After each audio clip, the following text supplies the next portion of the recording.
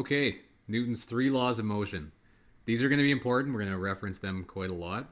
The first law of motion that Newton proposed was the law of inertia. So same as Galileo had the law of inertia as well.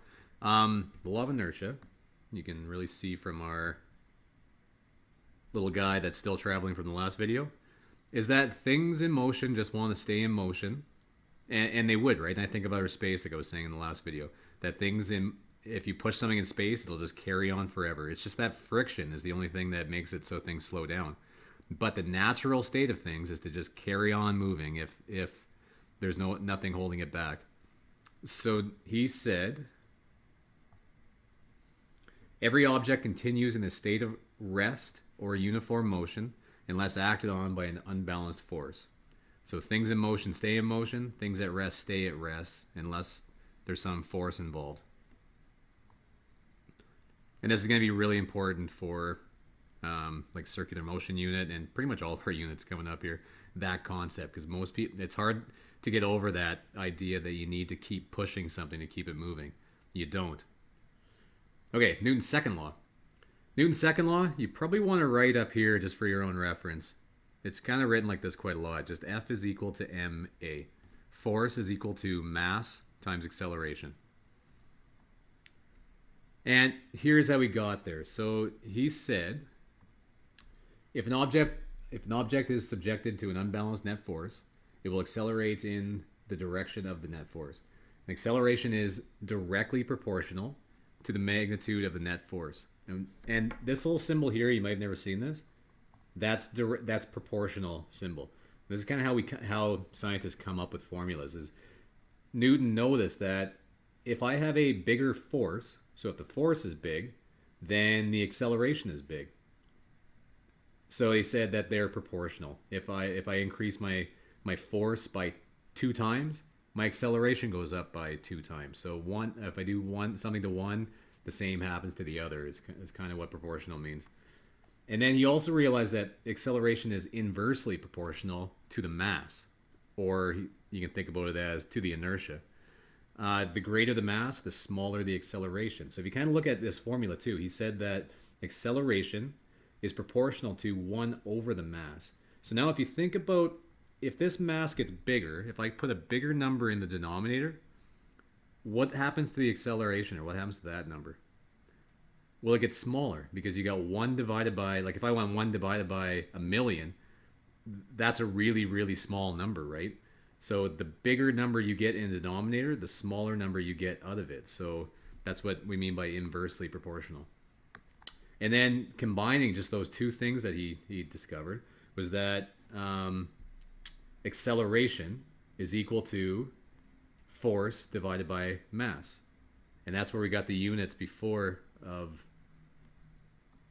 Actually, scratch that. That's not how we got the units for that. But if you want to know how these units actually still work out, if I go A is equal to F over M, and I just put its units now in place of F and in place of M, well, force is measured in newtons, mass is measured in kilograms, and the newton is actually a kilogram times meters per second squared over kilograms. And if I do that, kilograms cancel with kilograms, and I've still got units of meters per second squared. Your units should always work out. That's why we use units, actually. So then from that point, he just rearranged the formula to say F net, so just the overall force, with like you got one force going one way, one force going the other way. The overall result of those is equal to mass times acceleration. And the big thing here is that force is equal to mass times acceleration, is that if your force goes up, your acceleration goes up. If your mass gets bigger, well, then you need a bigger force to keep that thing moving.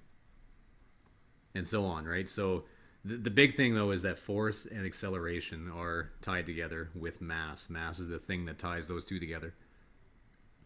Okay, and the last one, Newton's third law is the third law of motion is for every action, there's an equal and opposite reaction. And you probably want to write down maybe action, reaction along the side here. So action, reaction there. Just to help you remember what it is. I always think of a gun. So if you shoot a gun, it's going to have a kick on the gun, right? So if you think about the gun, so we've got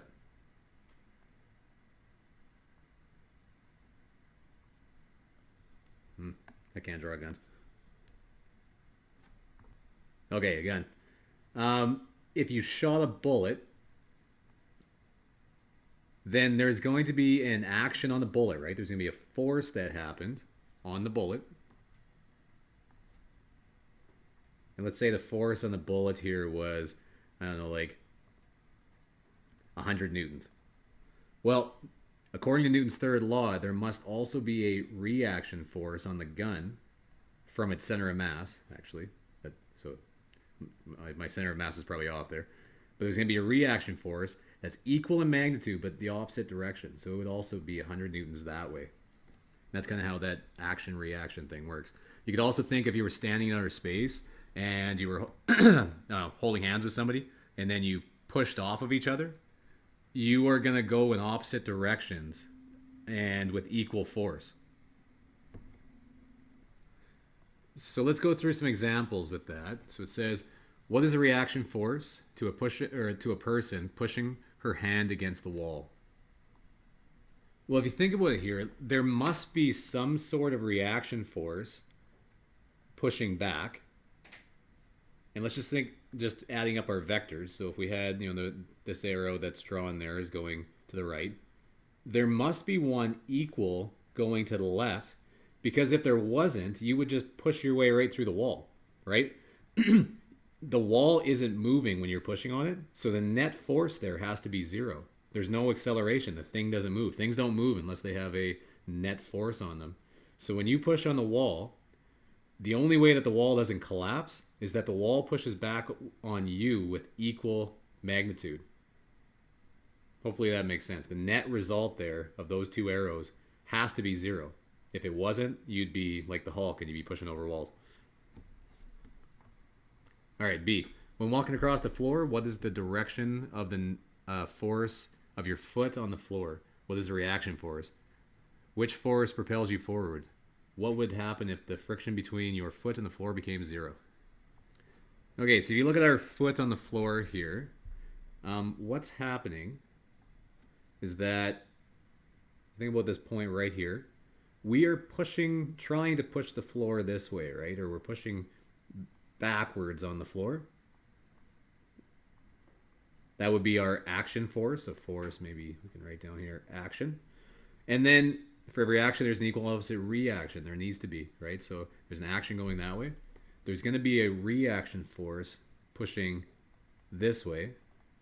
F, reaction. And that's going to be the force that's responsible for making you go forward. It's the force that's going that way.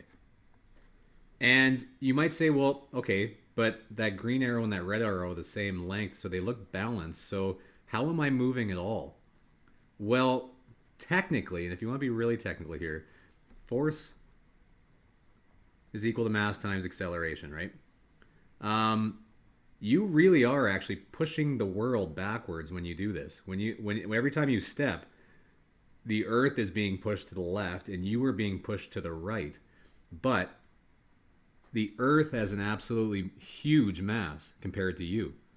So if you want to think about this as in equations too, I'll draw this in green. We'd say, okay, so over here we've got force is equal to mass times acceleration. Over here we've got force is equal to mass times acceleration. On the left here, the green one, this mass is absolutely huge. It's the mass of the earth, right? On the right here, I've got a little tiny mass. That's your mass compared to the earth.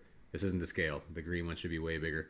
Okay, so, but the forces are the same, right? So in order to make this work, the red one over here is going to have a really big acceleration compared to the earth.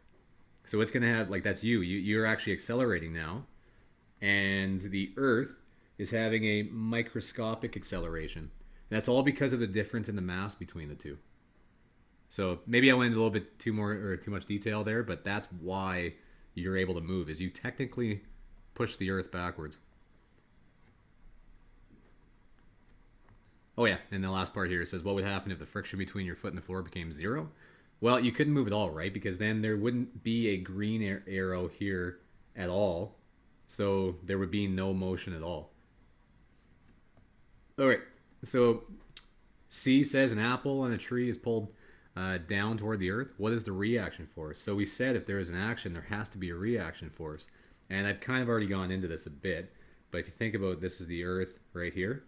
Well, the earth is also being pulled upward toward the apple. So the apple is being pulled down.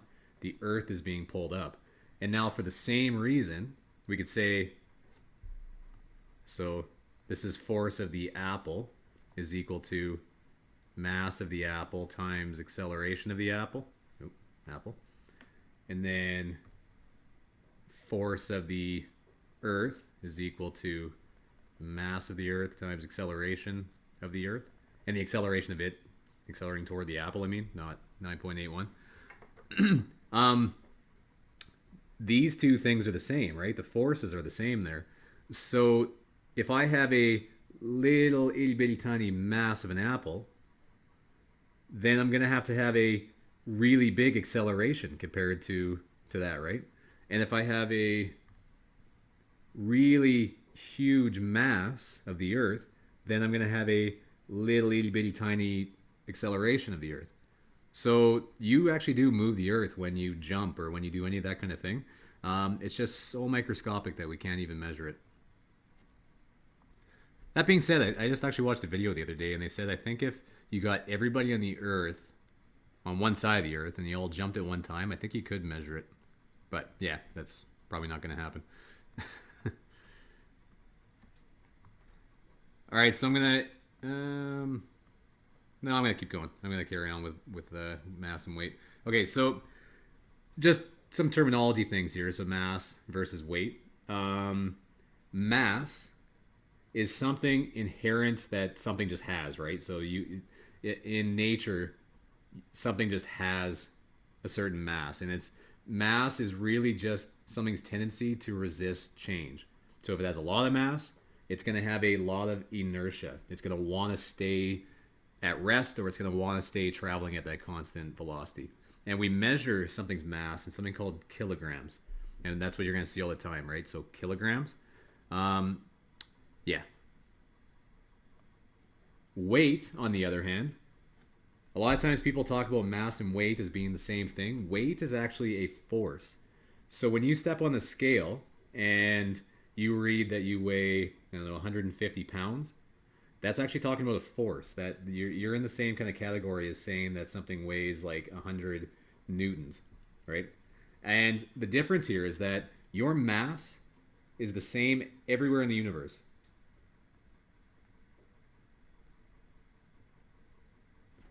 Your weight, though, actually changes. So if you weigh 150 pounds on the Earth, you would only weigh, let's say, like, I don't know what it is. Don't quote me on this, but you'd be like 60 pounds on the moon. Something like that, right? Like your weight actually changes. And the reason why it changes, so when you say your weight, right? When you're talking about pounds, we aren't going to talk about pounds because we're Canadian and we don't like the imperial system. We like the metric system. We're going to talk in newtons instead. Way better units than pounds. So we're going to talk newtons. What your weight depends on is your mass times your acceleration. And acceleration due to gravity. We talked about acceleration due to gravity in the last unit. So on Earth, that g that I have there, that's acceleration, right? That's 9.81 meters per second squared on Earth. But that's not the same on every planet. That's only on Earth. So if you were on the moon, it would be different. If you were on Mars, it would be different. If you were on anywhere else in the universe, it would be different than that. So yeah, so weight depends where you are and your mass.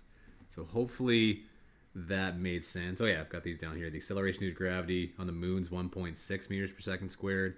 Mars is that. Yeah. So I've got a little example question here. It says, what is the mass and weight of a 30 kilogram object located on the surface of the Earth and on the moon, which has acceleration due to gravity of 1.61 meters per second? So the mass on the Earth and the Moon is 30 kilograms. You can't change that. Your mass is an intrinsic characteristic of you. The only way you can lose mass is by going on a diet. You have to be made of less stuff. That's the way I think of mass, is like how much stuff are you made of. On Earth, if we're going to figure out the weight, that's so measuring weight in force, and it'll be in newtons, it's going to be mass times acceleration due to gravity.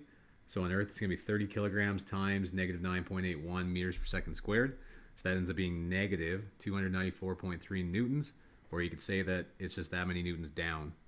On the Moon, everything's the same, except you're going to multiply it by negative 1.61 meters per second squared. So you weigh less. That's why on the Moon, it looks like they're jumping around, like floating in the air. Okay, that's it. The hand-in assignments. Nice little break here. There's really no math. Like hardly at all. Yeah, so I'm going to let you guys give these a try. I am going to make a video for this one, though, just to kind of make sure that you're getting these concepts. So good luck with the hand-in assignment.